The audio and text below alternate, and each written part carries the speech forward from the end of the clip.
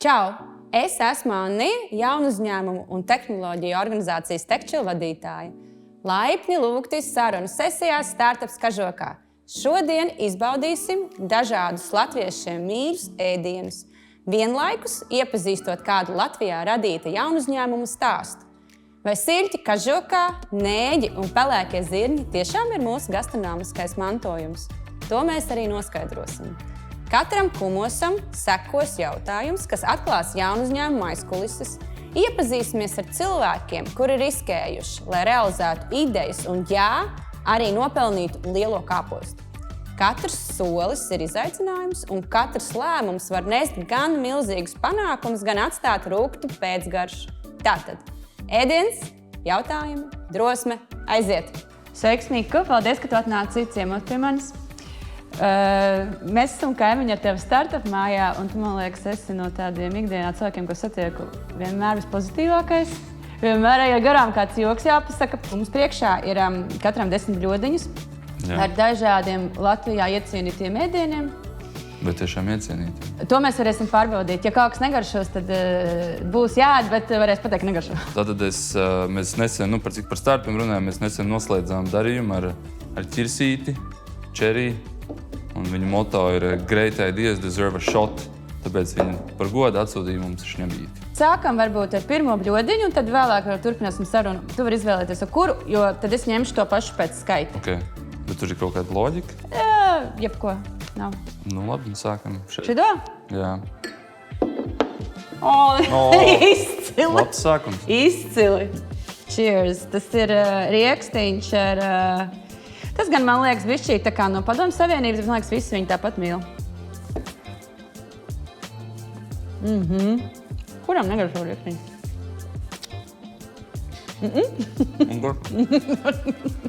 Tu tiešām visiem nāc. Es ceturdaļa nokodos, lai es varētu parunāt. Ne, man garšo. Man arī garšo. Tu esi uzņēmuma Treizspējas dibinātājs, izstāsti, ar ko jūs nodarbojaties tādā ļoti vienkāršā valodā, it kā tu maziem brālim to skaidrot. Lai uzbūvētu Lego komplektiņu, vajag Lego grāmatiņu. To instruktāžas grāmatiņu. Un tādu pašu grāmatiņu ir jāuzraksta arī, ja tu taisi īsti mašīnu. Tu vienkārši jāsaliek, kā tas viss strādās kopā, kā tās dažādas sistēmas iet kopā, un to sauc par prasību pārvaldību. Un tas ir tas, ko mēs ražojam. Mēs ražojam programmatūru, kurā tu raksti prasības. Un kādām iekārtām tas tā kā būs piemērojams? Mašīnām, raķetēm, lidmašīnām, kuģiem, lieliem kuģiem. Un kā tu nonāci līdz tai idejai? Kurš bija tas moments tā, šis ir tas, kas pasaulē trūkst un māca? Tas bija tāpēc, ka Jānis, mans līdzdibinātājs, viņš bija strādāja līdzīgā uzņēmumā, kā pirmais Eiropas darbinieks. Un mūsu līdzmedējs Kārlis atkal ieviesa šādas sistēmas, tā skaitā arī valsts pārvaldē Latvijā. Un kopā viņi redzēja to, ka tās sistēmas esošās ir ļoti švakas un tādas nespēja pavilkt mūsdienu, teiksim, to apjomu. Jo ir tādas lietas, kas notikušas, ir, teiksim, mašīna kļūst, tur daudz vairāk programmatūra. Līdz to tas apjoms ar prasībām, kas tev ir jāpārvalda, ir 10-kāršojies. Un ar autonomiju viņš vēlreiz 10-kāršosies. Līdz to tev vajag kaut kādu jaunu sistēmu, kas spēj panest visu to apjomu, kas tur lieto arī kaut kādu mākslīgu intelektu, kur arī labāks UI, UX, ka viņš tā daudz vieglāk lietojams. Kas sanāk tas jūsu klients? Kas izmanto šo? Tie, kas attīst un ražo sarežģītus produktus. Teiksim, kaut kādu tur elektroauto ražotāji. Tādu, kam ir, teiksim, tāda mašīna ir modernai elektromašīnai 300,000 prasības. Un no tām prasībām izriet visādi dizaina lēmumi. Teiksim, kādas tur skrūves, kādas tur programma, kā tu to visu saliec kopā. Kā tu viņu notestē, kā tu viņu uzliec uz ceļa. Un tas viss ir kaut kur jāsaraksta. Un tad tas, kur to raksta Treizspējas iekšā. Kur bļodiņu ņem un tagad nākamo? Sākam sekvenciāli. Labi. Kas ir tas, ko... šprote! Man liekas, pēc riekstiņa ļoti labi ir. Šprote, man liekas, tāds latvieši ne tāds, ļoti dīvains ēdiens priekš ārzemnieku varētu likties. Nē, viņš pasaulē pazīstams latviešu... Bakšīgi. Kā saka, šprotīts. Rīgas šprotīts.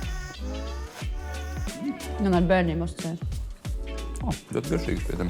Tu minēji, ka tev trejspējas uzņēmumā ir 3 līdzdibinātāji. Katru varētu noraksturot to jūsu dinamiku un katru no jūsu lomu, jo 3 virzīt attīstību šķiet vieglāk nekā, ja tu būtu visdrīzāk viens pats to darīt. Jā, noteikti. Man bija viens starps, kurš mēģināja viens pats, un tas bija reāli neizdarām priekš manis, tāpēc, ka tu tāds viens pats tur kulies un stresu un neko nesaprot, un nav kas, vienkārši tā kā kaut vai parunāties, ar ko nav.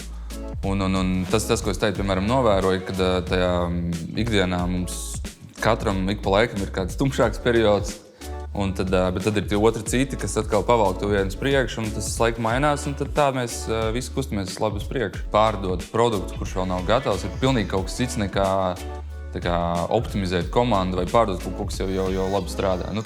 Tas ir tāds diezgan liels mindfucks. Tu teici par dzērienu. Jā. Kas ir tas, ko jūs noslēdzāt? Kādas līgumas teici? Mēs noslēdzām savu sēklas raundu, seed raundu, $4 miljoni ar Cherry Ventures priekšgalā. Tas ir ļauj mums nenomirt. Savādāk mums būtu nauda beigusies mājā. Pastāsti, ko nozīmē atrast to pareizo investoru priekš jūsu kompānijas? Izstāsti par to procesu. Labi. Un tad, jums, es minu, ieteiktu jums kaut kāds top 3, pēc kādiem parametriem jūs tur izvēlaties, to, ar ko tad kopā nākotnē strādāt. Tā, godīgi runājot, tev nav nekāds top 3. Tev ir varbūt 2 labākajā gadījumā. Mums bija 2, un tas bija labi. Mēs arī netaisījām tomēr lielu procesu. Bija ļoti tādā šaurā lokā, caur mūsu esošie investori mums parunājot ar tiem, un tā mēs izkristalizējās. Man liekas, tas, kas ir svarīgi atcerēties, ko es, agrāk ļoti nenovērtēju, ir, ka tev nav tikai jāpārdod tā ideja tam cilvēkam, ar ko tu runā. Tev tā ideja ir jābūt sapakotai tā, lai tas cilvēks, ar ko tu runā, spēj viņu pārdot saviem kolēģiem vai partneriem. Jā. Un citreiz varbūt liekas, kāpēc viņš man tik stulbs jautājums uzdod.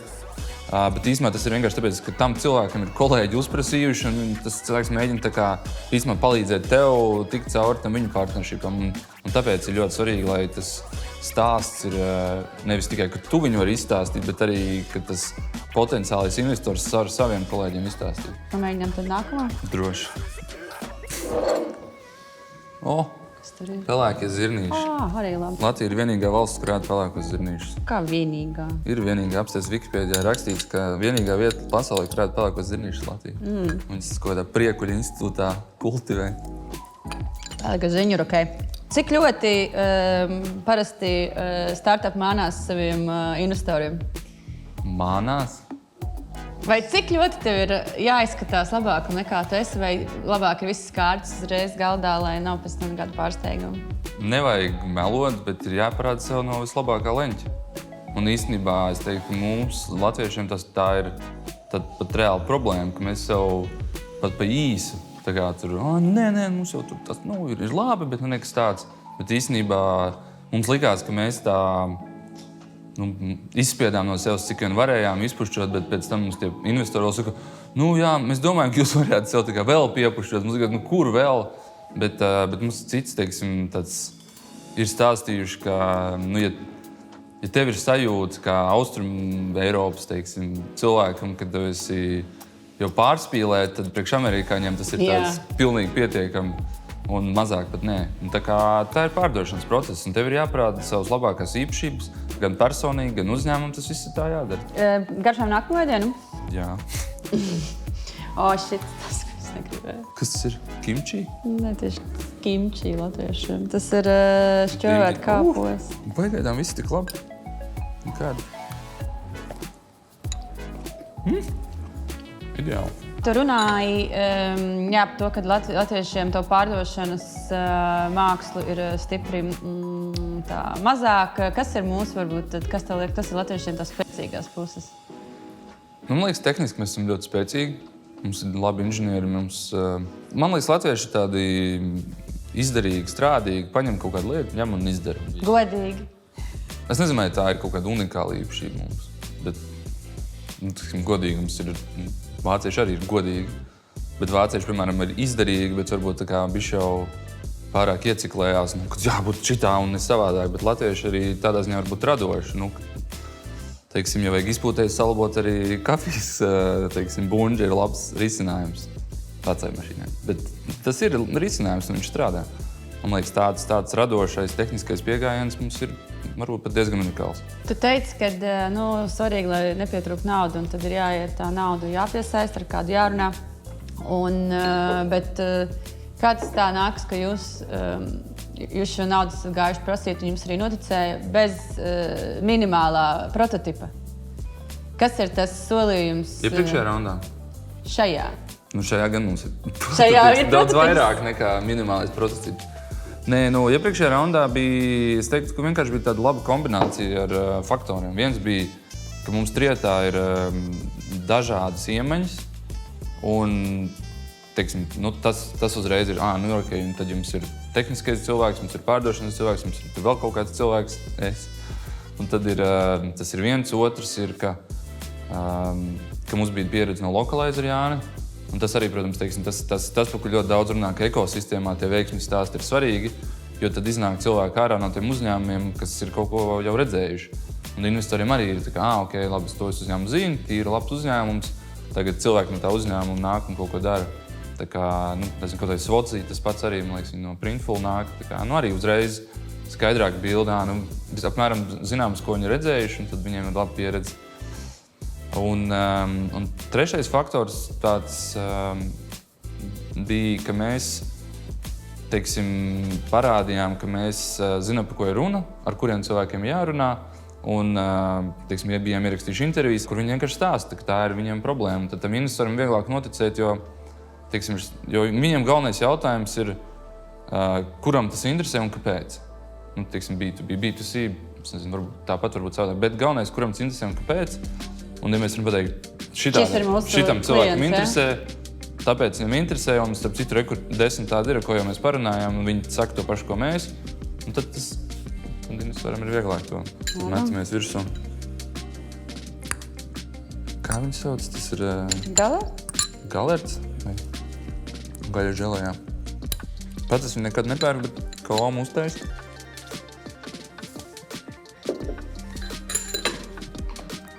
Tu pat nepēdi.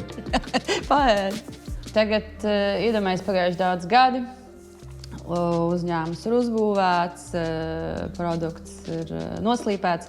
Kas tas, ko tu gribētu, lai par tevi kāds stāsta vai runā vai par tavu uzņēmumu? Kāds viedoklis, lai paliek?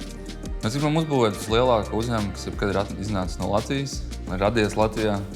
Mēs jau nostājāmies savu birojiņu. Mēs gribam LTV māju Zaķusalā pārņemt ar tādu milzīgu logo tur augšā, kurš spīd visu nakti ļoti spoži. Kāpēc to māju? Tu domā torni? Nē, televīzijas māju, pēc, ka tur labs skats, viņš tā pa vidu Rīgai tieši uz saliņas. Man liekas, tur ir ļoti ērti piekļūt, ar ūdens mocu var atbraukt no Jūrmalas, tā kā daudz priekšrocības. Bet, jā, mēs gribam uztaisīt vislielāku uzņēmumu, jo, man liekas, noderīgi arī ir Latvijai, ka ir labs uzņēmums, kur cilvēki var labi strādāt, labu algu pelnīt, un tad arī cilvēki gribēs šeit dzīvot un attīstīt to valsti, aizies savas lietas darīs. Bet svarīgi, lai ir tāds gravitācijas centrs, kuram nauda nāk iekšā. Labi, nākamo taisam vajā. Šito es gaidīju. Kas tas ir? Tas ir kaņepju sviestiņu sāds. Pagaršīgi. Jā, viņš ir ar aktīvajām vielām vai bez aktīvajām vielām? Ar dabiskajām vielām. Skaidrs. Ko tu varētu ieteikt jaunajiem topošajiem jaunu uzņēmumu dibinātājiem? Kaut kas tāds, kas būtu svarīgi, lai viņam būtu vieglāk izdzīvot un augt un attīstīties. Tieši augt un attīstīties vai vairāk tur kā naudu piesaistīt? Teiksim tā, tāpēc, ka augt un attīstīties grūti pateikt, jo katrā biznesā ir kaut kādas ļoti dažādas problēmas. Teiksim, ja tev trūkst tehniskais cilvēks, tad lūst vai plīst tev jāatrod kaut kādu cilvēku, kas tev uzbūvē to produktu. Pieņemot, tas ir tehnisks startups. Turpretī, ja tu esi tehniskais, tad lūst vai plīst tev jāatrod ir pārdevējs, un tur neko nevar darīt. mums it kā ir tas luksus, ka mums ir abi šie elementi, līdz to mums tādas problēmas nav. Vismaz sākumā ar to pietiek. Bet tādā savā tā kā produktu un uzņēmumu popularizēšanā ir jāiemācās izstāstīt, ko tu dari, saprotams, lai visiem, lai viņi pēc tam arī var citiem to stāstīt. Tā, man liekas, ļoti, ļoti svarīga īpašība. Un arī dod pareizos ambīcijas signālus. Teiksim, daudzi man nāk, saka, es gribētu tur 500 000 piesaistīt. Kā tu domā, nebūs par daudz? Es saku, vismaz dubulto, un tad varbūt būs pietiekami. Jo ko tu ar 500 000 var izdarīt? Ļoti maz.